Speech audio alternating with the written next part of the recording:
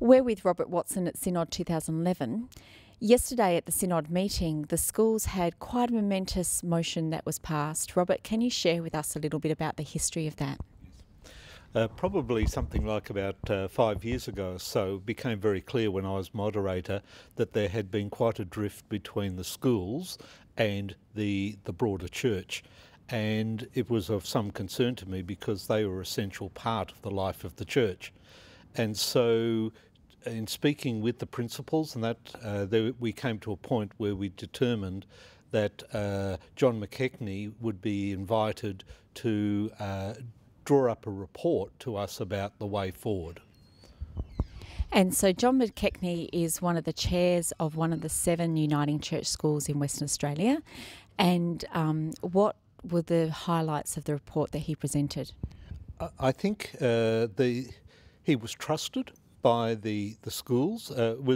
I think in some ways the process was the winner in that he was trusted by the schools. They spoke openly with him, and through that we were able to develop a way forward.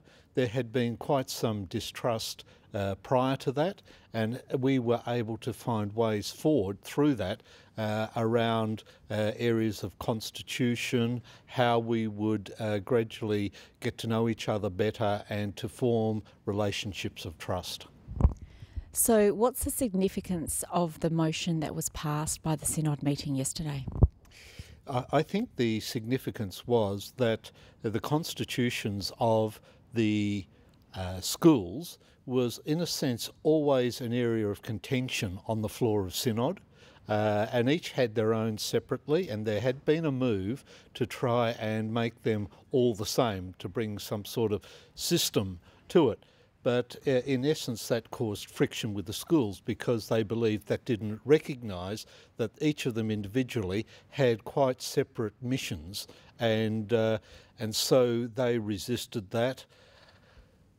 From that, I think what happened yesterday that was very important. One was that the Synod agreed that the schools would embrace a wider view of education from a national level, but that we would also respect their history and where they had come from, and that would be part of the new arrangements and understanding that we would have with the schools.